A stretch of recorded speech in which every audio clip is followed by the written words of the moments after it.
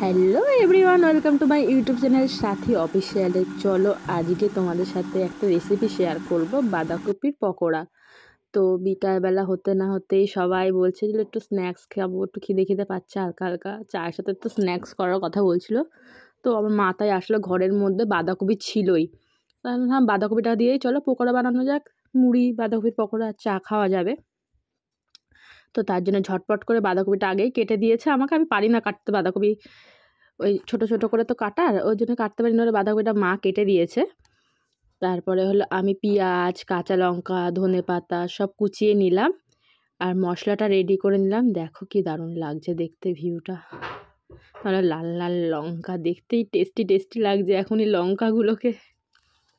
তো এবার তোমাদের সাথে রেসিপিটা শেয়ার করব, চলো দেখে নিই রেসিপিটা। প্রথমে একটা বাটিতে বাঁধাকপিগুলো নিয়ে নিব।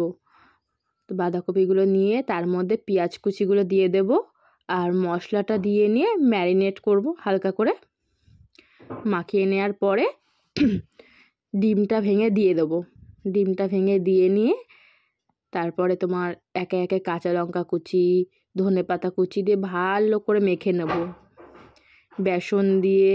তারপর অল্প অল্প করে বেসন দেবো আর মাখবো, যতটা বেসনের পরিমাণ লাগবে সেই বুঝে বেসনটা দেবো। তো বেসনটা দিয়ে নিয়ে মাখবো। দেখো কালারটা আস্তে আস্তে চেঞ্জ হচ্ছে, কি ভালো লাগছে। একটু হলুদ আছে তো যেহেতু দেওয়া, কালারটা হলুদ হলুদ আসছে, কি সুন্দর লাগছে না দেখতে। হলো হলুদ লাল সবুজ, কি সুন্দর লাগছে দেখতে ব্যাপারটা, কম্বিনেশনটা। তো করে রেখে দিয়েছিলাম আধ ঘন্টা মতন। তারপরে কড়াই বসিয়ে তেল দিয়ে দিলাম। তেল দিয়ে নিয়ে এবার পকোড়াগুলোকে একটা একটা করে ভাজতে দেবো। তেল হালকা হালকা গরম রাখতে হবে, বেশি গরম দিলে পুড়ে যাবে। পকোড়া হচ্ছে তো গ্যাস লো ফ্লেমে দিয়ে হালকা হালকা করে করতে হবে পকোড়াগুলো। তো তোমাদের কেমন লাগে বলো আমার ভিডিও?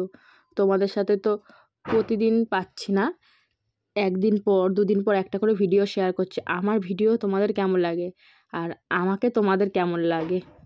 আমার যদি কোথাও কোনো ভুল হয় তোমরা কমেন্ট বক্সে জানাবে, আমি সেগুলোকে শুধরে নেওয়ার চেষ্টা করব। কেমন হলো বল, এত কষ্ট করে করলাম হাত পা পুড়িয়ে। দারুন দারুন টেস্টি ইয়াম্মি। সব ঠিক আছে তো? সব কিছু ঠিক আছে। থ্যাংক ইউ এত সুন্দর রিভিউ দেওয়ার জন্য তোকে। আমাকে তো শিখতে হয় মাঝে মধ্যে, জানিস তো। শেখ শেখ, শ্বশুরবাড়িতে দুদিন পর যেতেই হবে, একটু শিখে নে, শ্বশুরের মন জয় করবি। করে করে করে খাওয়াবি আমাকে, আর আমি তোর থেকে নতুন নতুন আইটেমগুলো শিখবো। হ্যাঁ, শ্বশুরবাড়িতে বিয়ের পরে গিয়ে শাশুড়ি মাকে খাইয়ে আমি ইমপ্রেস করে দেবো পুরো। একদম একদম, আমার পাশে আছি একদম। ভিডিওটা ভালো লাগলে সবাই লাইক কমেন্ট ও সাবস্ক্রাইব করে দিও।